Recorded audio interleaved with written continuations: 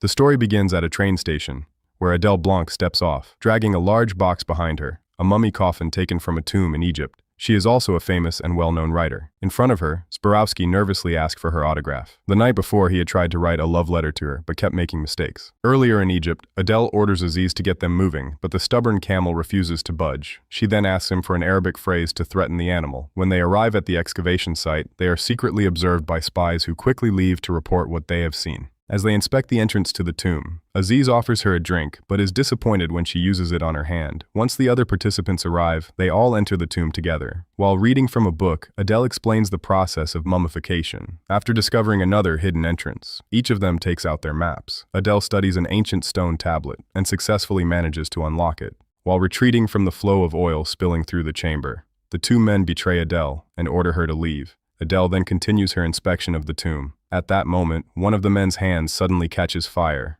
Panic spreads as they call her back and demand she rejoin them. But Adèle focused on the sand and placing it carefully onto a scale. The mechanism clicks, revealing that the true entrance has been unlocked, the man wondering how she knew all of this. But she simply tells him to read. Adèle opened the door and discovers the real burial chamber beyond. Meanwhile, the two men are overjoyed, surrounding themselves with scattered treasure across the floor and adorning themselves with gold and jewelry. She urged Aziz to find another way out, because the coffin they want to take is too heavy. One of the men warns her. Grave robbery is a crime. Suddenly, the necklace he is wearing comes alive, tightening around his neck and choking him to death. The other man raises his gun, trembling with fear, and accuses Adèle of being a witch. But the ground collapses and he falls with the gold he was sitting on. Outside, someone stepped down as the police stand ready. The coffin has just been opened when Professor Esperandieu enters. She explains about the mummy, saying she needs his expertise to heal her sister. She also shows him a book as proof, but he only mocks her. Soon after, she is taken away. Adèle asks Aziz for a way out, and he reveals that he has already found one. Before being sentenced to death, she asks for a cigarette and a lighter. She then seduces him, then kicks him, and throws him into the wrapping mechanism as it activates. At that moment, she slips back inside, drops the lighter onto the ground, and the floor bursts into flames. She keeps running deeper inside, then leaps toward the mummy coffin and drops through a hidden passage. She keeps falling until she lands in water. Carried by the current, she is pulled into a whirlpool and emerges in the Nile River. She then asks a fisherman for directions before rowing away. Outside, the police desperately try to free Professor Esperandieu from the tightening burial wrap. At the police station, Ferdinand Choupard is being interrogated by Inspector Albert Caponi and ordered to take an alcohol test. The night before, while walking home drunk, he witnessed a car plunging into the river. The car belonged to Raymond Pointrenaud and a stage performer named Nicole Gambert. On their way home after a show, they were attacked by a pterodactyl, a creature accidentally awakened by Professor Marie-Joseph Esperandieu through his telepathic abilities. Soon after, officers identified the victims inside the vehicle. Caponi orders the information to be kept secret, since Raymond is the founder of a major Christian foundation, but by the next morning, newspapers are already flooded with headlines about both the crash and the mysterious pterodactyl. The story eventually reaches the president himself, though he dismisses it as nonsense. But moments after his assistant leaves the office, the creature suddenly flies past his window, startling him. The president immediately contacts the Minister of the Interior and demands answers as soon as possible. Then the minister orders the governor to investigate the case within a week. The governor pressures the police department, giving them 72 hours. The police then push the commissioner, who is given 48 hours to solve it. Finally, after returning home from work, Caponi receives a call from the commissioner himself, ordering him to investigate the case, and giving him only 24 hours to uncover the truth. Meanwhile, the pterodactyl makes its way to Professor Marie-Joseph's residence. Remaining calm, the professor carefully lures the creature into the house, guiding it inside with pieces of meat. Earlier, at the museum, Professor Menard and Swarovski examine a mysterious egg that has already hatched. Menard explains that the shell was broken from the inside, meaning the creature escaped on its own before flying out through the roof. Just then, Inspector Caponi arrives with his officers, searching for answers about the pterodactyl. Menard advises him to speak with a Jurassic specialist who might understand the creature better. Caponi notices the broken egg, but instead of taking it seriously, he jokes about it. Ignoring the remark, Menard gives him the address of Professor Marie-Joseph. Afterward, they finally track down Professor Joseph's address. Inside the house, the professor secretly feeding the pterodactyl when Caponi orders one of his men to bring coffee and some snacks. Moments later, the doorbell rings. When Professor Joseph opens the door, he finds Inspector Caponi standing right outside. As Caponi enters the house, he immediately notices the thick curtains covering the terrace, but Professor Joseph calmly explains that he simply dislikes bright light. Once they sit down, Caponi's subordinate arrives with the coffee and food. Capone then starts questioning the professor about the pterodactyl while casually picking up a boiled egg. Suddenly, a strange animal sound echoes through the room. Joseph quickly claims it is only his pet. Everyone turns toward a decorative bird sitting quietly inside a cage, but hidden nearby, the real creature silently watches as Capone begins cracking the egg open. While listening to Professor Joseph's explanation, he calmly peels the shell away. The creature lets out another growl. One of the officers walks over to inspect the bird cage, while Professor Joseph grows increasingly anxious. Then Capone takes a bite. Instantly, the beast explodes in rage, bursting out violently and thrashing through the room before finally escaping back outside. Professor Joseph then explains that the egg was what triggered the creature's fury. Traumatized by the encounter, Capone immediately orders his men to arrest him. Meanwhile, Adèle is picked up by François Xavier and escorted into a car, but their path is suddenly blocked by a horse standing in the middle of the street. Remaining completely calm, Adèle leans out of the window and threatens it in Arabic. Moments later, the animal obediently steps aside. François Xavier can only stare at her in complete disbelief. When Adèle arrives home, her aunt warmly welcomes her inside. Noticing a letter on the table, Adèle learns that a young man has been delivering the same message every single day. After feeding the pigeons outside, she quietly tells her aunt to leave the house for a while. She removes her jacket, pours herself a drink, and takes a deep breath before forcing a smile and stepping into the bedroom. Inside, her younger sister, completely paralyzed after a sharp object pierced through her head, Adèle gently applies makeup to her sister's face before introducing Patmosis, explaining that he was once the personal physician of Ramses II himself. Elsewhere, inside the prison, Professor Esperandieu prepares to meet his lawyer, unaware that it is actually Adèle in disguise. Earlier, she had received an urgent visit from Zborowski, who handed her an important letter while warning her not to ignore it. Moments later, Adèle discovers in the newspaper that Esperandieu has been arrested. Although Zborowski admires her home, Adèle immediately questions him about the pterodactyl and demands the location of the prison where executions are carried out. At first, Professor Joseph fails to recognize her beneath the disguise, until Adèle secretly gives him a signal. She quickly reveals that she has successfully recovered the mummy Patmosis. But Esperandieu, far more worried about the creature he accidentally created. He explains that he had only been training, accidentally reviving a 135-million-year-old egg. But now, every time he falls asleep, the pterodactyl's hunting instincts begin to emerge. Esperandieu complains that escaping prison is impossible, but Adèle confidently assures him that she already has a plan to get him out. But then, the real lawyer suddenly arrives. The police exchange confused looks, and seconds later, Adèle is violently dragged away by the guards. Meanwhile, a crowd of reporters gathers around a newly arrived car. Stepping out is Saint-Hubert, a famous hunter from Africa. He announces that he has come to assist Inspector Capone in capturing the pterodactyl. He proudly explains his hunting techniques before answering another question from the press, claiming the creature will most likely be found somewhere high above the city, while dramatically pointing toward the Eiffel Tower. At the same time, Adèle refuses to give up. Disguised as a food server, she sneaks into the prison and hands Professor Esperandieu a bowl of porridge. Hidden inside are a key and the head chef's stolen badge. The real chef reports that someone has stolen his badge from the locker room. Moments later, Adèle is dragged out by the police once again. Elsewhere, Capone is busy chasing pigeons away when one of his officers arrives with a sandwich. Nearby, Saint-Hubert scans the skies with viewing telescope, searching for the creature. With complete confidence, he tells Capone that he can sense the creature nearby. Just as he is about to take a bite of his food, he hears a strange sound. Slowly he looks up and realizes the pterodactyl is directly overhead. Stammering in fear, he tries to speak, but the creature relieves itself before flying away. As he collects a sample of the droppings, Saint-Hubert mutters that they are making progress. Afterward, he spreads out a map and identifies 3 locations where sheep are being kept. Meanwhile, Adèle returns to the prison once again. Quietly following a guard, she unexpectedly slips toward Esperandieu's cell to free him. But the attempt fails, and she is thrown out by the guards yet again. At one of the farms, Saint-Hubert practices his shooting while Capone reports that none of the sheep have gone missing. He casually responds, only to accidentally fire his rifle and kill one of the sheep. Still refusing to quit, Adèle disguises herself as a nurse and carries a syringe for Esperandieu. At the entrance, she injects a guard, putting him to sleep before unlocking the professor's cell and urging him to escape. But Esperandieu simply tells her to come back later because he is too tired. Later, the hunters investigate another farm, only to discover once again that no sheep are missing.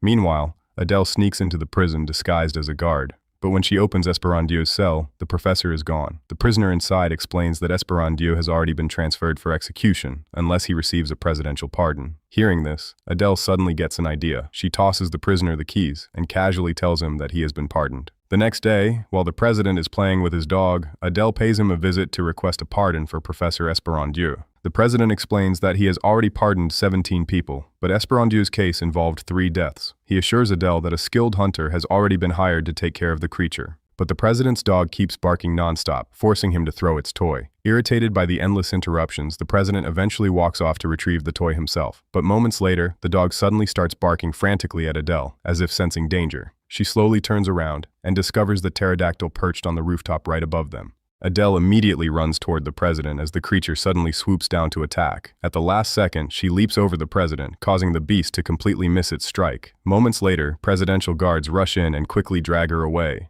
Back at the police station, she gives a long and overly complicated explanation about what happened, but the officers remain completely confused by what she is trying to say. Eventually, they lose patience and throw him out once again. As he walks away, the pterodactyl flies directly overhead, but he never notices it. Saint-Hubert and Capone disguise themselves in sheep wool. Capone asks for a moment to eat, but Saint-Hubert immediately refuses. Instead, he proudly tells a story about one of his hunts, claiming he once survived 3 entire days without food. In an abandoned park, a giant pterodactyl swoops down, carrying the president's dog before dropping it from the sky. Nearby, Zborowski explains that he has studied the creature's behavior by reading books. To lure it out, he carefully places eggshells and raw meat on the ground. Impressed by his effort, Menard praises him. Back at home, Adèle visits her sister and vents her frustration before taking a bath. While relaxing, she reads a letter from Zborowski. The moment she finishes it, she immediately jumps up and rushes out of the house. When Adèle arrives at Zborowski's place, she runs straight to him and hugs him so hard they both fall to the floor. Excited, she explains that she has read his letter about the pterodactyl. She kisses him before inviting him to come with her. At the park, she cautiously approaches it and tosses some bird feed, only to realize the beast prefers meat instead. She steps closer and gently wraps her scarf around its neck. After tearing part of her skirt, she climbs onto the creature's back. The pterodactyl struggles wildly at first, but eventually calms down, allowing Adèle to soar through the air on its back. Meanwhile, at the execution grounds, Professor Esperandieu is escorted toward the guillotine by the guards. Nearby, wealthy aristocrats rush into a private viewing room to witness the execution, while reporters and photographers prepare their cameras outside. One noblewoman mocks Esperandieu, saying his ugly head deserves to be cut off.